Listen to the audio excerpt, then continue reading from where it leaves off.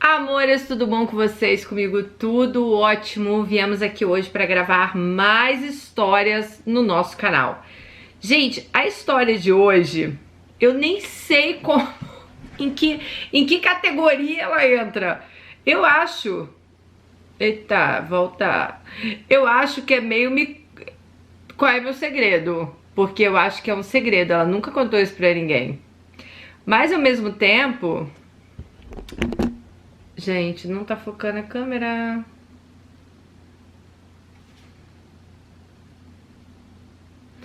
Mas ao mesmo tempo, eu acho que é um me conte um segredo misturado com o mundo gringo. Vocês vão entender por quê. Porque é algo que aconteceu na vida dela com um homem, mas que ela nunca contou pra ninguém. Vocês vão saber por quê. Oi, Dani, com esse seu canal há um tempo atrás, sou apaixonada pelo mundo gringo. Por isso criei coragem de contar meu segredo que vivo há anos. Confesso que isso me atormenta. Essa foi a melhor forma de contar o que eu passei sem que ninguém saiba quem eu sou. Bom, vamos ver se agora melhora, né? Porque tava sem foco essa câmera. Em julho de 2015, passei por um problema de saúde e minha família acreditava que poderia ser um problema espiritual, já que os exames que eu fazia não alegavam nada. Eu era uma mulher independente, morava sozinha. Quando passei por esse problema, tive que voltar a morar com meus pais. Eu não conseguia cuidar de mim mesma.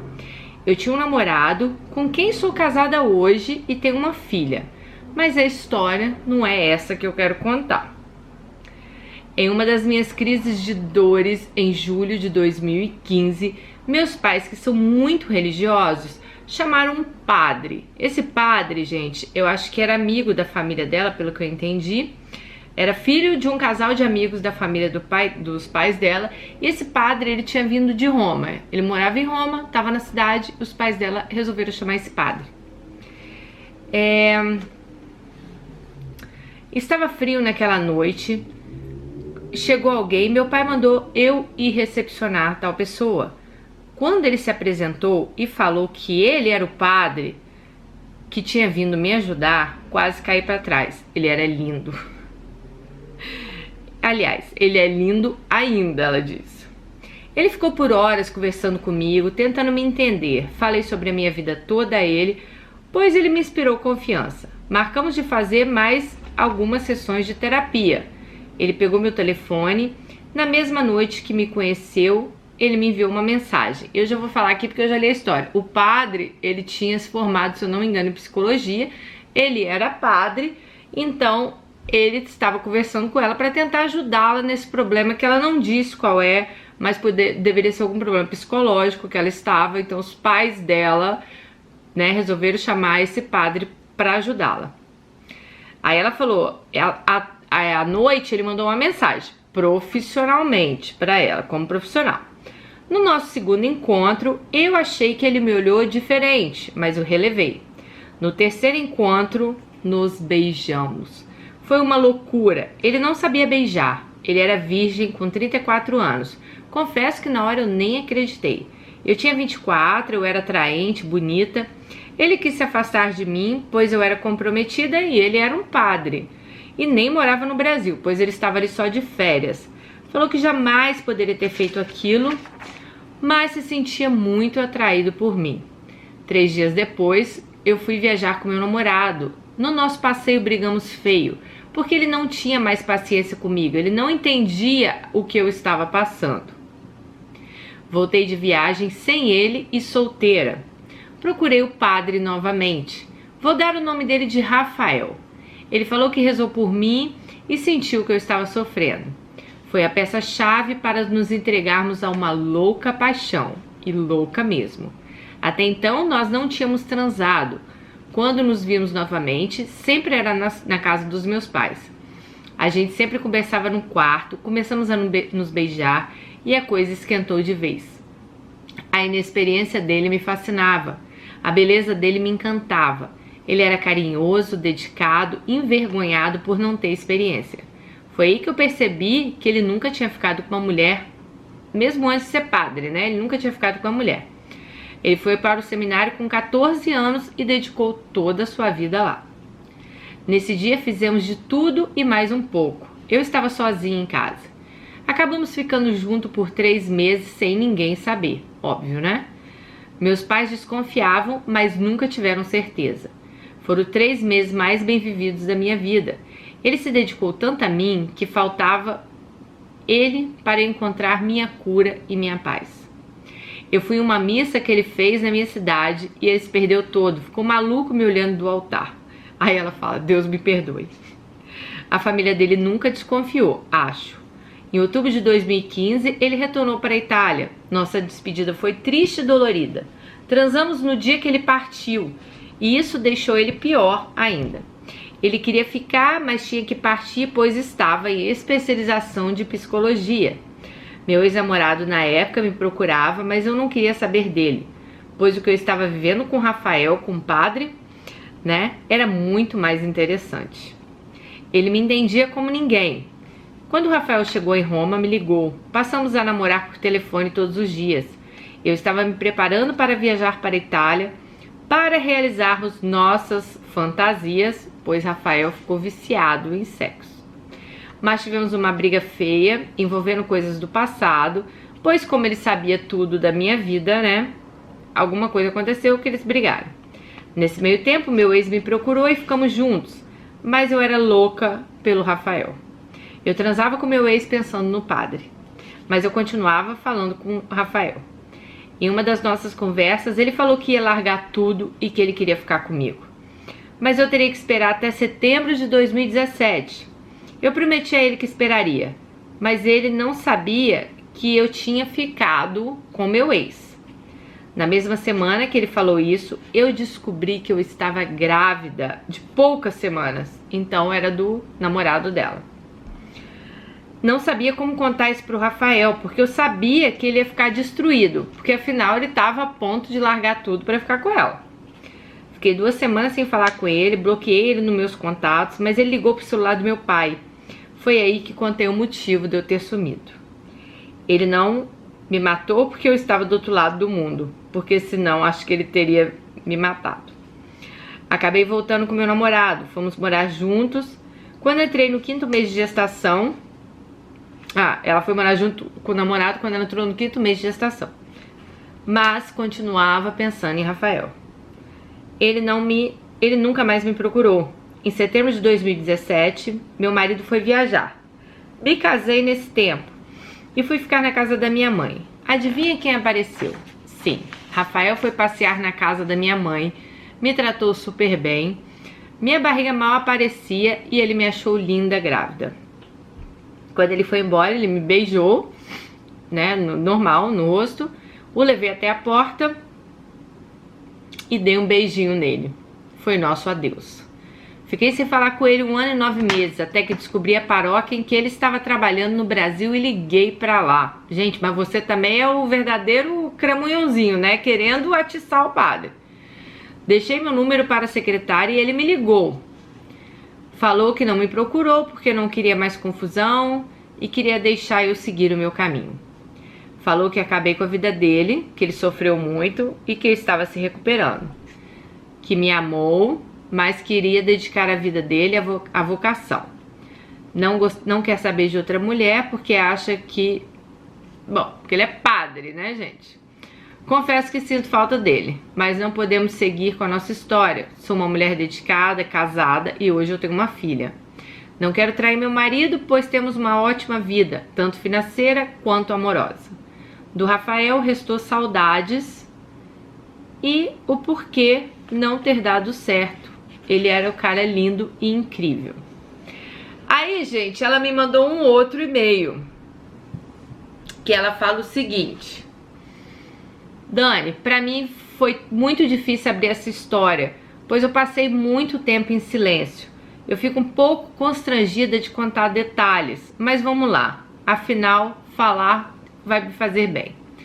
Depois que eu me envolvi com o padre, eu e Rafael, todo o universo de sexo pra ele era novo. Ele ficou viciado, encantado.